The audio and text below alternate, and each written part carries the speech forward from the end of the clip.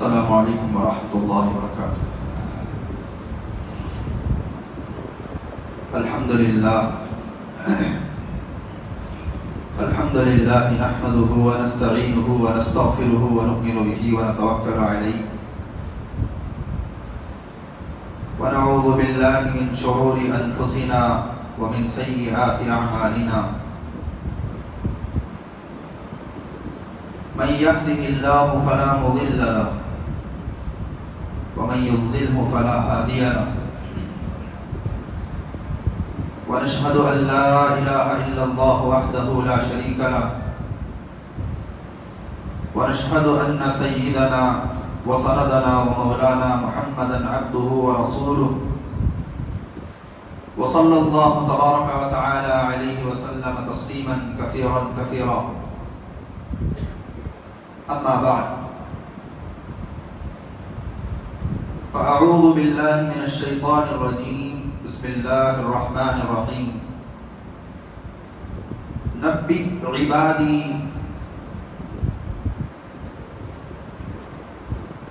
إني أنا الغفور الرحيم.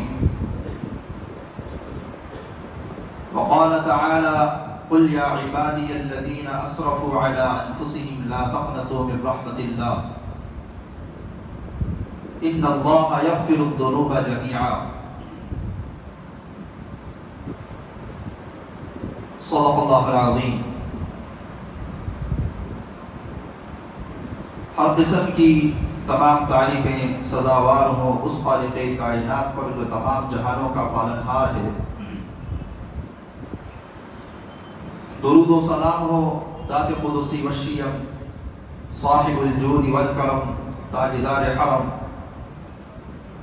نبی اکرم صلی اللہ علیہ وسلم پر اور آپ کی آل اور اولاد پر، تمام صحابہ پر، تابعین پر، تبع تابعین پر، متبعین پر، تمام اولیاء اللہ پر. اسی طریقے سے یہ سلسلہ چلتا رہے قیامت تک کے آنے والے تمام مسلمانوں پر.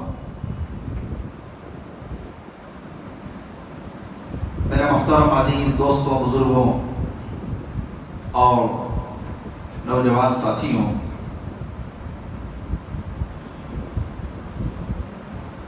رمضان المبارک کا 29واں روزہ ہے، جمعے کا دن ہے.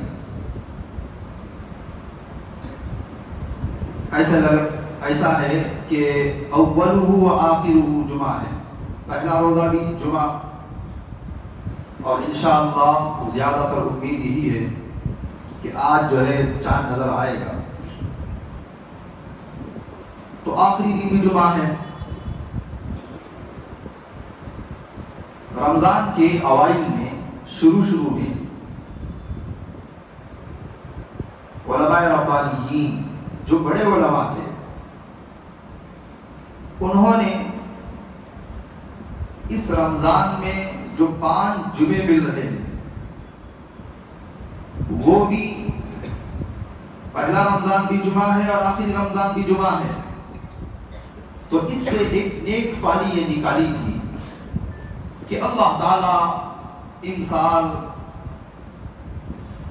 اپنے بندوں کے لیے کچھ خاص کرم فرمائے گا، کچھ بڑے کارنامے ہوں گے، کچھ عجیب چیزیں دیکھنے کو ملیں گی. یہ نیک فالی رمضان کے شروع میں، اوائل میں کبار علماء نے دی تھی. قلندر ہرچ گوید دید گوید. قلندر جو اللہ والا ہوتا ہے وہ جو کچھ بھی بولتا ہے گویا کہ وہ دیکھ کر کے بولتا ہے. اسی وجہ سے فرمایا گیا اتقوا فراست المؤمن فإنه ينظر بنور اللہ. مومن کی فراست سے بچنا کیونکہ وہ اللہ کے نور سے دنیا کو دیکھتا ہے. آج کے دن کا میرا مستقل موضوع تو نہیں ہے، لیکن آپ حضرات کو میں اشارتاً ایک خوشخبری سناؤں. اللہ تعالیٰ کا کرنا بھی ایسے ہی ہوا. جن حضرات کی عالم اسلام پر نظر ہے انٹرنیشنل لیول پر، خصوصاً گلف کنٹریوں پر، عالم اسلام کا بہت بڑا اتحاد جو 1400 سال میں نہیں ہوا تھا، وہ ابھی ہو رہا ہے۔ سعودیہ اور ایران اور حماس کی دوستی وجود میں آ رہی ہے۔ وہ علماء جو کئی سالوں سے سعودیہ کے خلاف تھے، ہونا بھی چاہیے، چونکہ کام جو وہاں پر ایسے کیے گئے کہ مسلمانوں کے دل پر انہوں نے آگ چلائی، لیکن ایسے محسوس ہوتا ہے کہ اس رمضان اللہ نے توفیق دی توبہ کی، لوٹنے کی۔ جن حضرات کی سیاسی بصیرت ہے، عالم اسلام پر باریک پکڑ ہے، وہ جانتے ہیں کہ ایران اور سعودیہ کی دوستی یہ دنیا کو کس طرف اشارہ کر رہی ہے۔ اس وقت میں میرا موضوع رمضان کے متعلق سے کچھ اور ہے، لیکن میں نے مناسب سمجھا کہ 5-10 منٹ، چونکہ رمضان کا آخری جمعہ ہے، میں اپنے مسلمان بھائیوں کو جو ہے خوشخبری سنا دوں۔ اللہ تعالیٰ نیک ہی کرے گا انشاءاللہ۔ ہمارے اور ہمارے ساتھیوں کے درمیان جو علماء تھے، ان میں کبھی بحث ہوتی تھی۔ میں اگر کھل کر کے بتاؤں تو سعودی ولی عہد بن سلمان کے متعلق، محمد بن سلمان کے متعلق، بڑا نوجوان 36-37 سال کا، میں یہاں پر کسی کی تعریف نہیں کر رہا ہوں، میری بات کو باریکی سے سمجھیے، میں اس کی تعریف نہیں کر رہا، لیکن کبھی بحث ہوتی تھی۔ جو علماء کو سعودیہ میں قید کر دیا گیا، جس نے بھی شاہی خاندان کے خلاف آواز اٹھائی، اس کی آواز بند کر دی گئی۔ کوئی لمبی تفصیلات آپ جانتے ہیں، مجھے اس میں جانا نہیں ہے، لیکن میں ان حضرات کو یہ کہتا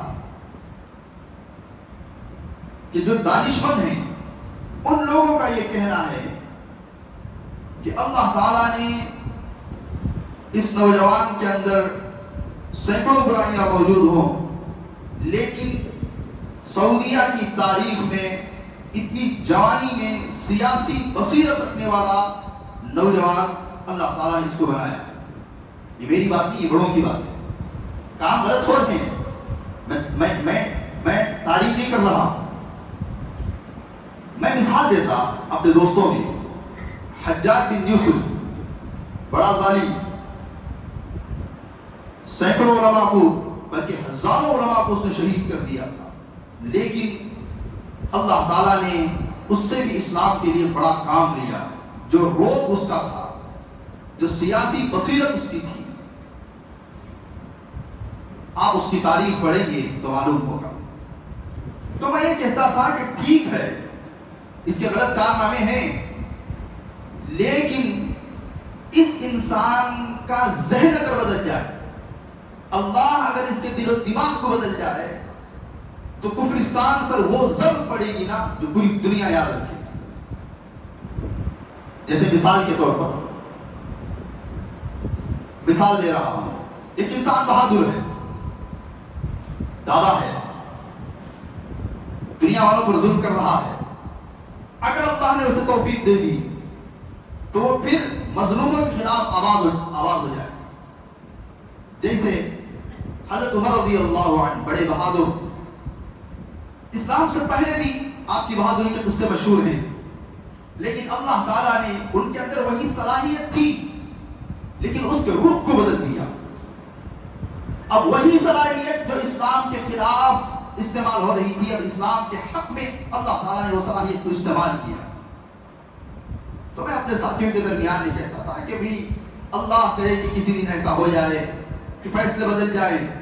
اگر فیصلے بدلیں گے، دیکھیے جو سرفراز انسان ہوتا ہے نا، جس کے اندر دلیری بہادری ہوتی ہے، وہ غلط راستے پر ہو تب بھی اس کی مثال نہیں ہے، اگر وہ اچھے راستے پر آ جائے تب بھی اس کی مثال نہیں ہوتی ہے۔ تو بہرحال یہ اس وقت میں ہندوستان کے بھی وہ علماء جو دسیوں سے، دہائیوں سے سعودیہ کے متعلق دل میں کھٹاس رکھتے تھے، 2-4 دن سے انہوں نے دلوں کی مٹھاس ظاہر فرمائی ہے کہ یہ دنیا کے لیے بہت اچھا کام ہو رہا ہے، اور پورا کفرستان تلبلا اٹھا ہے کہ یہ کیا ہو رہا ہے، کہ کیوں اتحاد ہو رہا ہے، حالانکہ اتحاد ناممکن تھا ایران اور سعودیہ۔ الغرض عزیز دوستوں بزرگوں، ظہر الفساد فی البر والبحر بما کسبت ایدی الناس لیذیقہم بعض الذی عملوا لعلہم یرجعون۔ اللہ تعالیٰ اس دنیا کے اندر جو بھی فساد ہوتا ہے، بگاڑ ہوتا ہے، خیر ہوتا ہے، یہ اعمال کے بندوں کے اعمال کی وجہ سے ہوتا ہے۔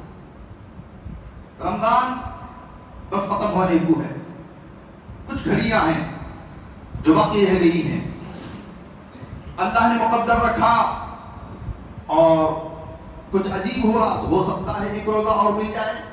ماضی میں ایسے بھی ہوا ہے، سعودیہ میں 29 کے بعد عید کیے ہیں اور ہمارے یہاں 30 کے بعد عید کیے ہیں، ایسے بھی ہوا ہے 2-4 مرتبہ۔ ایسا یقینی طور پر نہیں کہا جا سکتا کہ آج سعودیہ میں عید ہوئی ہے تو کل پکا یہاں پر ہوگی، یہ نہیں بولا جا سکتا کیونکہ ابھی روزہ 29 کا ہے۔ ہاں 99.9 پھر بھی 1 باقی ہے، امید ہے۔ آج خصوصاً نوجوانوں سے سب سے گزارش یہ ہے کہ یہ جو چند گھڑیاں ہیں اور آج کی رات جو لیلۃ الجائزہ ہے، آج کے دن یا انشاءاللہ آج کی رات لیلۃ الجائزہ ہوگی، تو اپنے دل اور دماغ جو ہمارے گناہوں کی وجہ سے گندے ہو چکے ہیں، اللہ کے لیے اس کو صاف کر لیں۔ کہنے والا بھی اس میں شامل ہے، سننے والے بھی اس میں شامل ہیں۔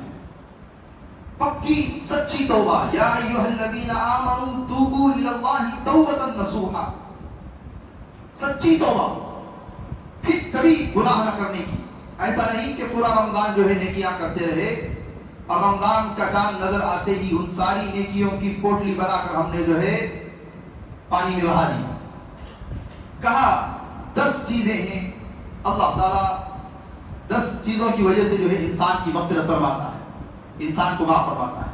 علامہ ابن تیمیہ رحمۃ اللہ علیہ نے الایمان الاوسط، حضرت کی ایک جامع بڑی زبردست کتاب ہے الایمان الاوسط، اس کتاب کے اندر علامہ ابن تیمیہ رحمۃ اللہ علیہ نے ان 10 اسباب کو بیان فرمایا ہے کہ 10 سببوں سے اللہ تعالیٰ بندوں کی مغفرت فرماتا ہے۔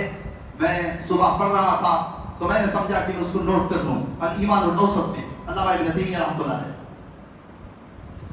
سب سے پہلی چیز جس کی وجہ سے انسان کے گناہ، 10 وجہ ہیں انسان کے گناہ معاف ہوتے ہیں۔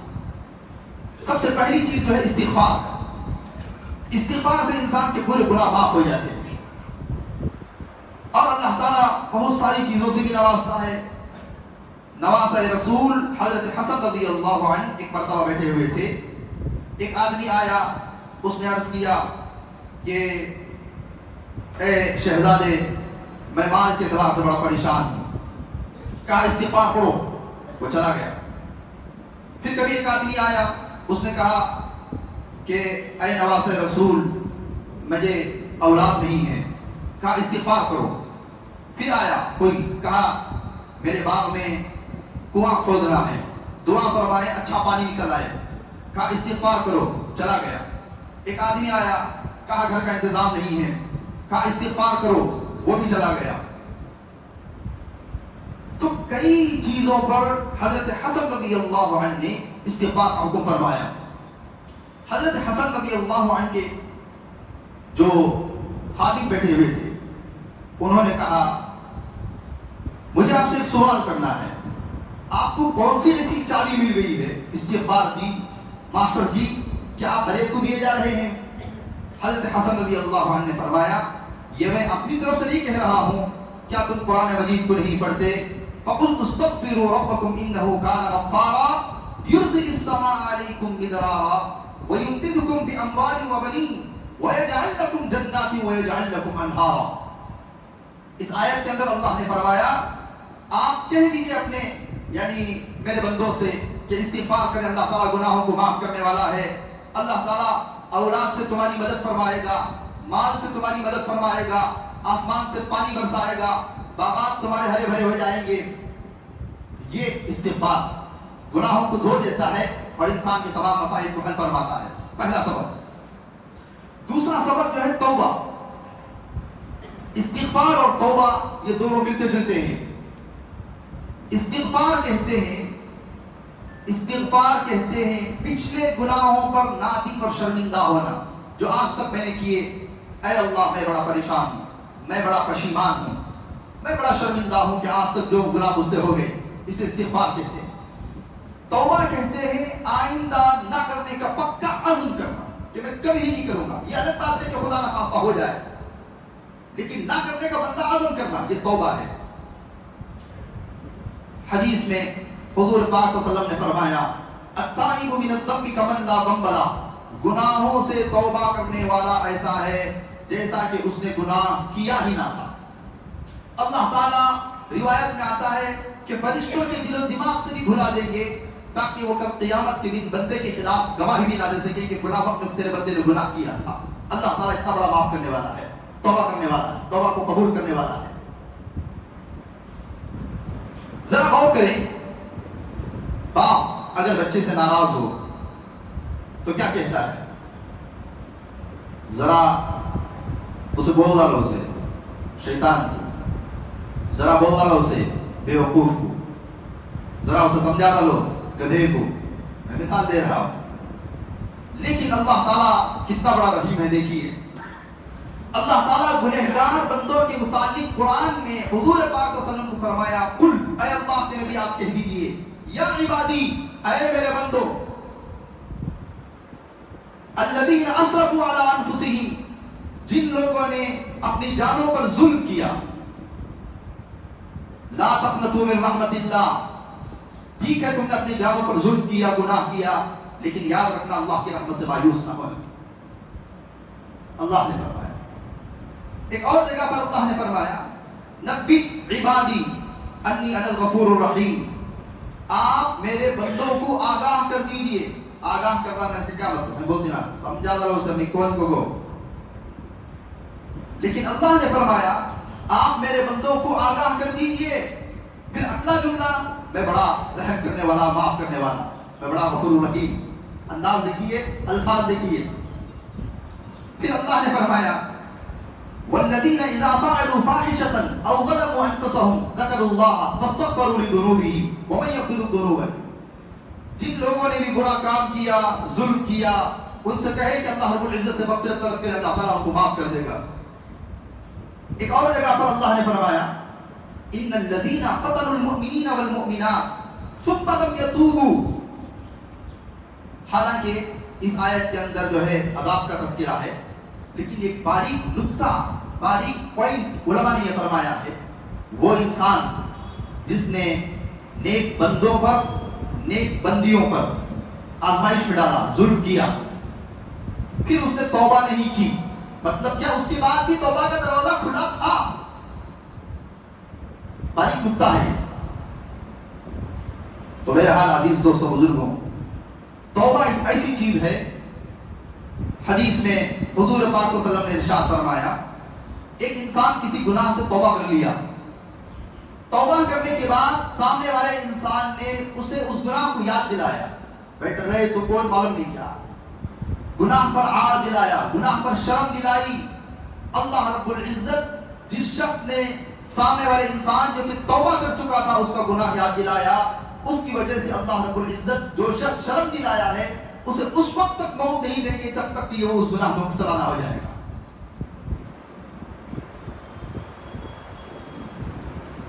بہرحال دوسرا سبب اللہ تعالیٰ کے معاف کرنے کا توبہ ہے. پہلا استغفار ہے, دوسرا جو ہے توبہ ہے. تیسری چیز جو ہے الحسنات الماحیہ, نیکیاں, اچھے کام, خیر کے کام, یہ بھی گناہوں کو ربڑ کی طرح مٹا دیتے ہیں. برا کام کیا تھا لیکن نیکیاں کیا, صدقہ کیا, خیرات کیا, کسی کے کام آیا, مظلوم کا ساتھ دیا اور ظالم کو روکا, مسجد میں صفائی لگائی, راہ چلتے ہوئے کاٹا ہٹایا, جو بھی نیکی کا کام کیا اس کی وجہ سے بھی گناہ معاف ہوتے ہیں. نیکیاں گناہوں کو دھوتی ہیں, ربڑ کی طرح مٹا دیتی ہیں. اب پھر فرمایا چوتھی چیز دعاء المؤمن للمؤمن، ایک مومن کی دعا پیٹ پیچھے دوسرے مومن کے لیے، یہ بھی انسان کو جو ہے معاف کروا دیتی ہے، گناہوں کو معاف کروا دیتی ہے۔ کیوں؟ سامنے آدمی دعا دیتا ہے تو اس میں ریاکاری کا شبہ ہے۔ آدمی نے کسی کو پیسے دیے، بھئی اللہ تم نہ دیں دے، اللہ تم نہ خوب دیں دے، برکت دیں دے، اس میں ریا ہو سکتی ہے۔ کیا آسمان پر چڑھا رہے ہیں تاکہ آئندہ اور دیتے رہیں، آئندہ اور دیتے رہیں، لیکن پیٹ پیچھے کوئی دعا کرتا ہے تو وہ صرف مخلص ہوتا ہے۔ اللہ تعالیٰ پیٹ پیچھے کرنے والوں کی دعا کو قبول فرماتے ہیں۔ روایات میں آتا ہے کہ پیٹ پیچھے دعا کرنے والا اگر گنہگار بھی ہو، دعا کرنے والا جس کے حق میں دعا کر رہا ہے، دعا کرنے والا اللہ والا ہونا ضروری نہیں ہے، پیٹ پیچھے دعا کی جا رہی ہے، گنہگار بھی ہے، اللہ تعالیٰ اس گنہگار کی اس پیٹ پیچھے جس کے لیے دعا کر رہا ہے اس وجہ سے قبول فرمائے گا، کیونکہ وہ اپنی دعا میں مخلص ہے، وہ اخلاص والا ہے۔ شوہر کی دعا بیوی کے حق میں، بولنا نہیں میں آپ کو تمہارا سے دعا کروں گی، پیٹ پیچھے۔ دوست کی دعا دوست کے حق میں، بولنا نہیں تیرے اٹھ کر رات بھر میں دعا کروں گا، بولنے کی ضرورت نہیں۔ استاد کی دعا شاگرد کے حق میں، بھائی کی دعا بھائی کے حق میں، پیٹ پیچھے اللہ تعالیٰ دعاؤں کو قبول کر لیتے ہیں، اور یہ بھی جو ہے مغفرت کا ذریعہ ہوتا ہے۔ اس کے بعد پانچویں چیز جو ہے ما يعمل للمیت من الاعمال البر، یہ تو رہا آدمی جب تک زندہ رہا، آدمی مر کر کے چلا گیا تو میت کے نام سے نیک اعمال کرنا بھی یہ میت کے گناہوں کو دھو دیتا ہے۔ باپ کا انتقال ہو گیا، اب لوگ ترستے ہیں کہ کاش ابا زندہ ہوتے، میں بڑی خدمت کرتا۔ اس دور میں نادانی تھی جب باپ زندہ تھے، اللہ کا کرنا ایسا ہوا باپ اڑ گئے، ماں اڑ گئی، اب اگر ان کے ساتھ احسان کرنا چاہتے ہیں تو ان کے لیے کوئی خیر کرنا، ان کے نام سے صدقہ دینا، ان کے لیے دعائیں مغفرت کرنا، اللہ تعالیٰ جو ہے اس سے بھی انسان کے گناہوں کو معاف کرنے کا یہ بھی ایک ذریعہ ہوتا ہے، یہ بھی ایک جو ہے سبب ہوتا ہے۔ ایک انسان جو ہے ایک مرتبہ، غور سے سنیے، قبرستان سے گزر رہا تھا، کچھ پڑھ کر کے قبرستان والوں کو بخش دیا۔ رات میں جب وہ سوتا ہے تو اس نے خواب دیکھا، خواب یہ دیکھا کہ پورے مردے مرحومین ایک جگہ پر جمع ہے، ایک میدان میں، فرشتہ ان کے سامنے ایک بوریا اونڈلتا ہے، تھیلا، اس میں لفافے ہیں نیکیوں کے، کسی کا بڑا کسی کا چھوٹا گفٹ، ہر آدمی اپنا اپنا گفٹ تلاش کر رہا ہے۔ دارالعلوم دیوبند میں جس وقت میں ہمارا اساتذہ ہمیں سنایا کرتے تھے کہ وہ پڑھتے تھے، ڈاکیہ آتا، اس دور میں جب فون نہیں تھے، خطوط اڑل دیتا، طلبہ اپنے اپنے خط چیک کر رہے ہیں کہ ہمارا امی کا خط آیا ہے نہیں ہے، ابو کا خط آیا ہے نہیں ہے، تو فرشتے نے وہ بوریا اڑل دیا، تو سارے لوگ جو ہے جو مرحومین تھے وہ تلاش کر رہے ہیں، وہ تلاش کر رہے ہیں، وہ خوش ہو کے اٹھا کے لے جا رہے ہیں، خوش ہو کے اٹھا کے لے جا رہے ہیں۔ ایک آدمی پیچھے آرام سے بیٹھا ہوا ہے، انہوں نے پوچھا تم نے کچھ تلاش نہیں کیا؟ کہا یہ سب وہ لوگ ہیں، یہ اپنا اپنا ایثار ثواب اٹھا رہے ہیں جو ان کے رشتہ داروں نے ان کے لیے بھیجا ہے، لیکن میرا ایک بیٹا حافظ قرآن ہے، روزانہ وہ ایک قرآن مجید پڑھ کر کے مجھے بخشتا ہے، مجھے وہاں جا کر کے تلاش کرنے کی ضرورت نہیں ہے، مجھے پرسنلی اللہ رب العزت کو گفٹ میرے لیے پہنچا دیتا ہے۔ چند دن تو کہا تمہارا بیٹا کہاں ہے؟ کہا فلاں بازار میں ہے۔ تو یہ کہتے ہیں میں گیا دیکھا تو اس نوجوان کا کام یہ تھا کہ وہ گاہک آ رہے ہیں، کسٹمر آ رہے ہیں، جو کچھ ان کو دینا ہے وہ دے دیتا ہے، وہ دینے کے بعد جو ہے جب خالی وقت ملتا ہے تو فوراً قرآن شریف کی تلاوت شروع کر دیتا ہے۔ چند دن کے بعد میں پھر قبرستان کے سامنے سے گزرا، ایثار ثواب کرتا ہوا چلا گیا، رات میں دیکھا تو وہ شخص جو پچھلی مرتبہ آرام سے بیٹھا ہوا تھا وہ بھی بوریے میں کچھ تلاش کر رہا ہے۔ میں نے پوچھا کہ تم کیوں تلاش کر رہے ہو؟ کہا میرا جو بیٹا حافظ قرآن تھا وہ اللہ کو پیارا ہو گیا، وہ بھی ہمارے پاس آ گیا، وہ یہ ہے۔ اب میں عام مومنین جو پڑھ کے ہمیں بخشتے ہیں، میرے حق میں بھی کوئی تحفہ پہنچا ہے یا نہیں پہنچا ہے، میں وہ تلاش کر رہا ہوں۔ تو البتہ عزیز دوستوں بزرگوں، انسان جب دنیا سے کٹ کر کے قبر میں چلا جاتا ہے وہ اپنے رشتہ داروں سے ایثار ثواب کے لیے ایسے ہی منتظر رہتے ہیں جیسے سخت گرمی میں پیاسا پیاس کا منتظر رہتا ہے۔ اور راہ چلنے والوں تجھ پر کے بخش جانا، گر ہو خیال تم کو میری بے کسی کا یا۔ اگلا دیکھیے نمبر 6، المصائب، مصیبتیں بھی انسان کے گناہوں کو معاف کر دیتی ہیں۔ پریشانیوں کا آنا، مصیبتوں کا آنا، حالات کا آنا، حتیٰ کہ ایک مومن اپنے کسی داہنے جیب میں کوئی چیز فون دیکھا نہیں تھا، ایک دم کہاں رکھ دیا بھی، پھر ادھر دیکھا مل گیا، تو یہ ایک سیکنڈ کی جو تکلیف ہے اللہ تعالیٰ اس تکلیف پر بھی اسے نیکی رکھا ہے، اور اس تکلیف پر بھی اللہ تعالیٰ اس کے گناہوں کو دھوتے ہیں۔ مصائب اسی وجہ سے فرمایا گیا، بیماری میں جب مریض کراہتا ہے، آہ آہ کہتا ہے، ایک ایک آہ کہنے پر اللہ تعالیٰ اسے سبحان اللہ کا ثواب دیتے ہیں۔ اور بڑی تکلیف سے جب کروٹ لیتا ہے، بعض مریض ہو جاتے ہیں کروٹ لینے نہیں ہوتا ہے، مریض جب کروٹ لیتا ہے اللہ تعالیٰ میدان جنگ میں پلٹ کر دشمن پر وار کرنے کی طرح اللہ تعالیٰ اسے ثواب دیتے ہیں، گناہوں کو دھو دیتے ہیں۔ اسی وجہ سے بسا اوقات آدمی بیماری سے جب صحت یاب ہوتا ہے تو وہ ایسے ہو جاتا ہے جیسے ماں کے پیٹ سے ابھی پیدا ہوا ہے۔ مصیبتیں انسان کے گناہوں کو دھو دیتی ہیں۔ اب اور آگے چلیے، 6 چیزیں ہوگی۔ 7ویں چیز یہ بڑی عجیب ہے لیکن لکھی ہے علامہ ابن تیمیہ، عذاب قبر بھی گناہوں کو دھو دیتا ہے۔ مطلب کیا؟ خدا نہ خواستہ اگر کسی کو عذاب ہوا تو آخرت کا عذاب تو کیا ہو گیا؟ ایسا نہیں کہ اللہ تعالیٰ قبر میں بھی عذاب دیں گے پھر آخرت میں بھی عذاب دیں گے۔ اللہ تعالیٰ جتنا دنیا میں سزا دیتے جائیں گے آخرت اتنی کم ہوتی چلی جائے گی۔ اور یہ ایک ایسی چیز ہے عزیز دوستوں بزرگوں، حضرت سعد رضی اللہ عنہ صحابی رسول گزرے، نبی کریم صلی اللہ علیہ وسلم نے ان کی نماز جنازہ پڑھائی اور فرمایا کہ جلدی کرو، ان کے جنازے میں اتنے فرشتے ہیں کہ پیر رکھنے کی بھی جگہ نہیں ہے، انگوٹھوں کے بل چلنا ہے۔ لیکن اللہ کے نبی علیہ الصلوۃ والسلام نے فرمایا سعد کو بھی ضبط قبر ہوا ہے، قبر نے ان کو دبایا ہے۔ علماء نے بات فرمایا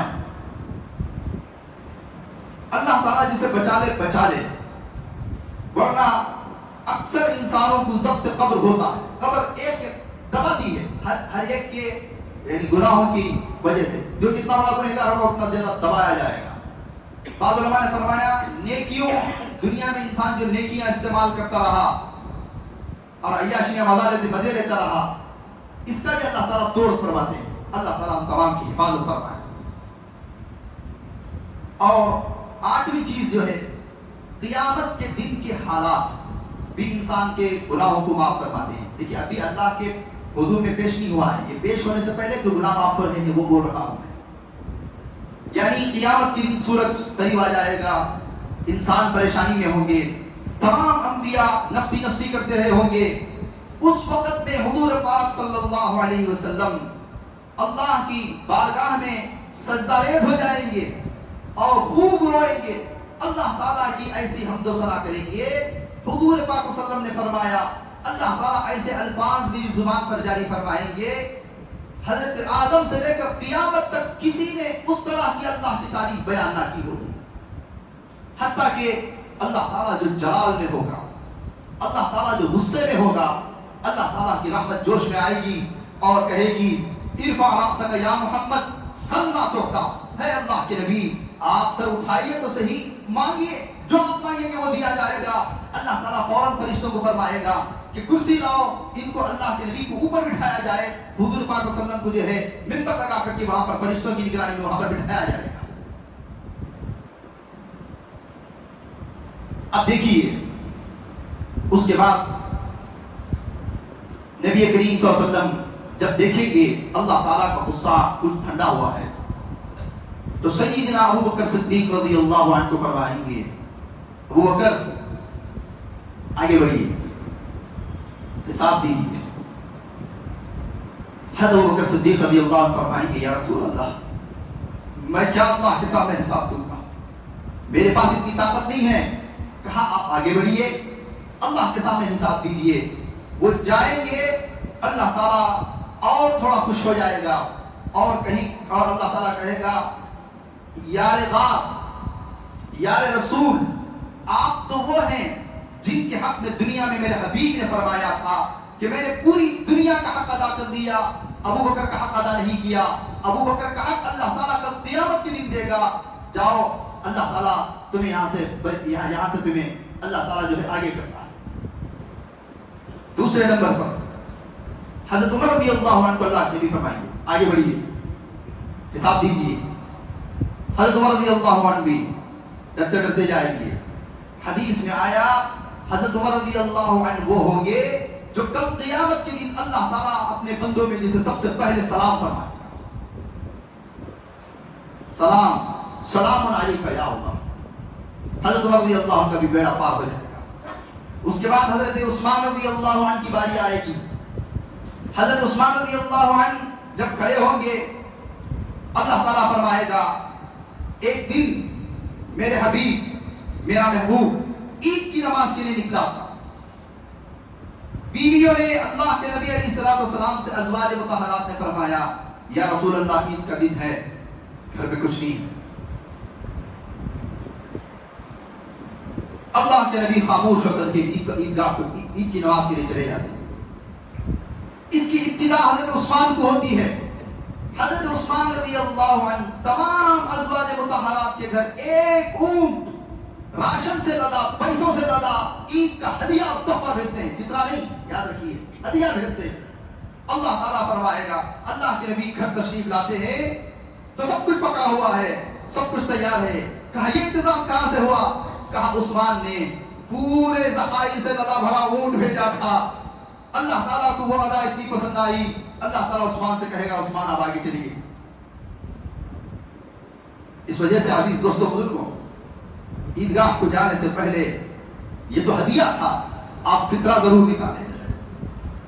لوگوں کے گھر جو مجبور ہیں، کچھ کھوے کی پاکٹ، کچھ گوشت دلا دیے، کچھ چاول دلا دیے، ہمارے یہاں جو رواج ہے کچھ پیسے دے دیے تاکہ کسی یتیم کی عید اس کے باپ کی یاد میں نہ گزرے، اس کے دل میں یہ بات محسوس نہ ہو۔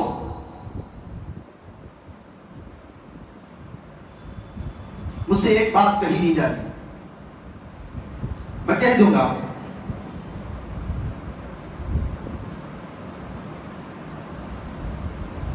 بیٹھے ہوئے تھے، باہر سے چپل وغیرہ لا کر کے گھر میں چپل دیکھ رہے ہیں، اچانک ایک ایسا نوجوان آ گیا حال ہی میں جس کے باپ کا انتقال ہو گیا تھا۔ خدا کی عزت و جلال کی قسم میرے دل پر آ چڑھا کہ اے اللہ یہ کس وقت میں آیا، ایک دم اچانک آ گیا، میرے دل پہ بات چل دی، حال ہی میں اس کے باپ کا انتقال ہو گیا اور ہم چپل دیکھ رہے تھے، ایک دم اچانک آ گیا، اس کے دل پہ کیا گزری ہو۔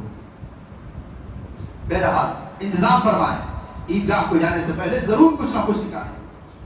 اس کے بعد حضرت علی رضی اللہ عنہ آئیں گے، اسرع الحساب فرمایا حضرت علی رضی اللہ عنہ کے متعلق، اسرع الحساب، سب سے جلدی حضرت علی رضی اللہ عنہ کا حساب و کتاب ہوگا، چونکہ حضرت علی رضی اللہ عنہ نے بڑی غربت میں زندگی گزاری تھی۔ حضرت ابو بکر صدیق رضی اللہ عنہ کو بھی اللہ نے بہت دیا تھا، حضرت عمر کو بھی دیا تھا، اور حضرت عثمان رضی اللہ عنہ تو تھے ہی نہیں۔ اس طریقے سے اللہ تعالیٰ جو ہے فرمائے گا۔ 8 چیزیں ہو گئی، 9ویں چیز جو ہے شفاعت النبی صلی اللہ علیہ وسلم، حضور پاک صلی اللہ علیہ وسلم کی شفاعت بھی انسان کے گناہوں کو جو ہے کیا کر دے گی، صاف کر دے گی۔ ایک روایت میں نے پڑھا، حضور پاک صلی اللہ علیہ وسلم نے فرمایا کل قیامت کے دن میری شفاعت بڑے گنہگاروں کے لیے ہوگی، نیک انسان تو ویسے بھی جنت میں چلے جائیں گے، بڑے گنہگاروں کے لیے ہوگی میری شفاعت، بڑے گنہگاروں کے لیے ہوگی، چھوٹے گنہگاروں کے لیے، نیک لوگ تو ویسے بھی جائیں گے، لیکن اللہ کے نبی نے فرمایا جو بڑے گنہگار ہیں ان کو مایوس ہونے کی ضرورت نہیں، ان کی شفاعت کروں گا۔ اور 10ویں چیز جو ہے اللہ تعالیٰ کی رحمت اور مغفرت بغیر کسی سبب کے، کل قیامت کے دن اللہ تعالیٰ بہانے بہانے پر معاف فرمائے گا۔ ایک روایت بیان کر دوں، اور یہ 10 چیزوں کو میں ختم کر دوں. اللہ تعالیٰ جنتیوں کو جنت میں ڈال دے گا. ایک ایک بہانے کی طرف بہانے ڈھونڈ کے اللہ تعالیٰ جنت میں ڈال دے گا. پھر سب جہنم میں چلے جائیں گے. اس وقت میں ہوگا یہ، اللہ تعالیٰ جو جہنم میں جو اللہ کے بندے ہوں گے ان کی کیٹیگریز ہوگی، کفار ہوں گے، مشرکین ہوں گے، گنہگار ہوں گے، ان کے درمیان میں پردے ہوں گے. وہ پردوں کو اللہ تعالیٰ ٹرانسپیرنٹ کر دے گا، وہ ایک دوسرے کو دیکھیں گے جہنم میں. اس میں کچھ بندے ایسے بھی ہوں گے جہنم میں جنہوں نے زندگی میں صرف اللہ کو ایک مانا ایمان والے تھے، اس کے علاوہ اور کوئی کام انہوں نے نہیں کیا تھا. صرف ان کی زندگی میں انہوں نے اللہ کو ایک جانا تھا، کلمہ پڑھا تھا، اور کوئی کام وہ نہیں کیے تھے. وہ بندے بھی جہنم میں جل رہے ہوں گے. کفار اور مشرکین ان بندوں کو دیکھ کر کے ہنسیں گے، تانا دیں گے اور کہیں گے تمہارے ہمارے درمیان میں فرق کیا ہے؟ ہم بھی خدا کو نہیں مانتے تھے، ہم تو خدا کو نہیں مانتے تھے، جہنم میں جل رہے ہیں، لیکن تم تو خدا کو ماننے کے باوجود بھی جہنم میں جل رہے ہو. یہ تانا دیں گے مشرکین. اللہ تعالیٰ فرشتے کو بھیجے گا، میرے بندوں کی حالت دیکھ کر کیا ہو. وہ بندہ آئے گا تو یہ بندے اس فرشتے سے کہیں گے، اللہ سے کہنا ہم جہنم میں جل رہے ہیں، لیکن یہ جو مشرکین تانا دے رہے ہیں کہ تمہارے ہمارے درمیان میں فرق کیا، ہم بھی جل رہے ہیں تم بھی جل رہے ہو، اس سے ہمارے دل پہ بہت تکلیف ہوتی ہے. وہ فرشتہ جا کے اللہ کے دربار میں کہتا ہے کہ اے اللہ، ایک عجیب مسئلہ ہے. اللہ تعالیٰ فرماتے ہیں کیا ہے؟ کہا جہنم میں جو تیرے بندے جنہوں نے زندگی میں ایک مرتبہ تیرا نام لیا، اس کے علاوہ اور کچھ بھی نہیں کیا تھا، ان بندوں کو مشرکین تانا دے رہے ہیں کہ تم نے تو کلمہ پڑھا تھا، تمہارا کیا ہوا، تم بھی جہنم میں جل رہے ہو. اللہ تعالیٰ کی رحمت ایک دم جوش میں آئے گی. کہا ایسے جتنے ہیں سب کو جنت میں ڈال دیا جائے. میرے بندوں کو تانا دیں گے، یہ کس کی مجال ہے؟ اللہ تعالیٰ سب کو اٹھائے گا، نہر میں غوطہ لگائے گا، جنت میں ڈالے گا. لیکن جنت میں ان کی پیشانیوں پر ایک سیل ہوگی، ایک مہر ہوگی. وہ سیل اس بات کی علامت ہوگی کہ یہ وہ بندے ہیں جن کو اللہ نے اپنی رحمت سے بغیر کسی سبب کے معاف کیا. جنت میں جائیں گے تو جنتی بھی کچھ چھیڑیں گے. وہ سیل لگ کر رہنا، او تمہیں غوطہ لگا کر آئیں. چند دنوں کے بعد یہ جنتی اللہ کے دربار میں حاضر ہوں گے، کہیں گے مولا تو نے جنت میں تو ڈال دیا لیکن ایک سیل باقی رکھ دی. جنتی ہمارا مذاق اڑاتے ہیں. اللہ تعالیٰ مسکرا کے اپنے امر کن سے حکم دے گا، پیشانیوں سے وہ سیل بھی مٹ جائے. تو عزیز دوستو بزرگوں، رمضان کا مہینہ ہے، مغفرت کا مہینہ ہے. اللہ تعالیٰ جو ہے ہم تمام کے گناہوں کو معاف فرمائے. آج کی رات جو ہے لیلۃ الجائزہ ہے. اللہ تعالیٰ بدلا دے گا. اللہ تعالیٰ انتظار میں ہوگا کہ کون آئے گا میرے سامنے اپنا دل کاٹ کے رکھ دے گا کہ میں اس کا دل صاف کر کے اندر ڈال دوں. وہ آج کا دن، آج کی رات ہوگی. تو آج کی رات تمام حضرات جو ہے اللہ کی بارگاہ میں دوڑے چلے آئے. اللہ تعالیٰ پتہ نہیں کس نے ایک بندے کی بدولت جو ہے سارے مجمع کی مغفرت فرما دے، سارے گنہگاروں کی جو ہے یعنی پار لگا دے، بیڑا لگا دے. مستورات میں بھی گھر میں کہیں کہ اللہ کے لیے پوری رات جو ہے بازار میں نہ گزاریں، 2 رکعت 4 رکعت نماز پڑھ کر کے مستورات بھی گھر پہ ماتھا ٹیکیں، وہ اللہ کے سامنے گر گڑائیں. تو بہرحال آج اللہ نے چاہا تو آج کی رات لیلۃ الجائزہ ہوگی. ہماری اس مسجد میں انشاءاللہ جو ہے 12:30 بجے لیلۃ الجائزہ کی دعا کا اہتمام کیا گیا ہے. آپ حضرات کو جو ہے وقت مقررہ سے پہلے، وقت سے پہلے جو ہے آپ حضرات کو جو ہے یہاں پر آنے کی جو ہے درخواست کی جاتی ہے. اللہ تعالیٰ جو ہے اس سے پہلے ایک گزارش یہ بھی ہے کہ جانے سے پہلے اپنے فطروں کو نکالنے کا اہتمام کرے. رمضان میں جو کچھ کمی بیشی ہوئی اور جو کچھ ہمارے سے یعنی عبادات میں کمی کوتاہی ہوئی ہے، اللہ تعالیٰ اس کا کفارہ بنا دیتے ہیں. اور ہر انسان اپنی طاقت اللہ نے جو اسے دی ہے اس طاقت کے اعتبار سے جو ہے فطرہ نکالیں. تمام حضرات 7500 روپے نہ نکالیں، 300 روپے والا بھی نکال سکتے ہیں بارلی کے اعتبار سے، یا کھجور کے اعتبار سے 800 روپے والا بھی نکال سکتے ہیں. سب سے اعلیٰ فرسٹ کوالٹی منقع کا 1000 روپے کا بھی انسان جو ہے نکال سکتے ہیں. اعلیٰ سے اعلیٰ جو ہے فطرہ کاٹیں. اللہ تعالیٰ نے کروڑوں دیے ہیں تو ہزاروں نکالنے میں کیا جا رہا ہے؟ اسی نے تو کروڑوں دیے ہیں. تو بہرحال دوسری بات یہ ہے کل عید کا دن ہے. عید کے دن بھی جو ہے زیادہ سے زیادہ عیدگاہ میں نماز پڑھنے کی کوشش کریں. حدیث میں آتا ہے ایک راستے سے جائیں دوسرے راستے سے آئیں اور تکبیر پڑھتے ہوئے جائیں تکبیر پڑھتے ہوئے آئیں. لیکن بقرعید میں تکبیر زور سے پڑھی جائے گی, عید الاضحیٰ میں, عید الفطر میں ذرا آہستہ پڑھی جائے گی. یہ مسئلہ ہے نہیں, آہستہ اللہ اکبر اللہ. بقرعید میں تو کلیجے پھٹ جائیں گے جن کے پھٹنے ہیں, کلیجے منہ کو آ جانے چاہیے. عیدگاہ میں نماز پڑھانے کی ایک حکمت یہ بھی ہے کہ دشمنان اسلام کی آنکھ میں سوئی لگے, کیا مسلمان آباد ایک دم کلیجے منہ کو آ جائے گی. یہ حکمت ہے. اللہ نے جو خدا نہ خواستہ شوگر کے مریض ہے, شوگر کے پیشنٹ ہے, یا کوئی اور مسئلہ ہے, وہ حضرات جو ہے مسجدوں میں پڑھ رہے, لیکن جن کو جو نوجوان ہیں اور وہ سب جو ہے عیدگاہ میں جا کر کے اجتماعی انداز میں پڑھنے کی کوشش کریں. لیکن ایک بات یاد رکھیں, ایسے بھی ہوتا ہے کہ عیدگاہ میں نماز پڑھ گئی ہے, لوگ پیچھے بھاگے بھاگے چلے آ رہے ہیں, بھاگے بھاگے چلے آ رہے ہیں. سال میں ایک مرتبہ نماز آتی ہے, اس میں تکبیریں چھوٹ رہی ہیں, لوگوں کو مسائل کا بھی پتہ نہیں ہے, وہاں جا کر کے بھی ادھر پھر کے دیکھ رہے ہیں, ادھر پھر کے دیکھ رہے ہیں, صحیح طریقے سے نماز بھی نہیں ہو رہی ہے. عید کی نماز کے بعد عربی خطبہ سننا بھی واجب ہے.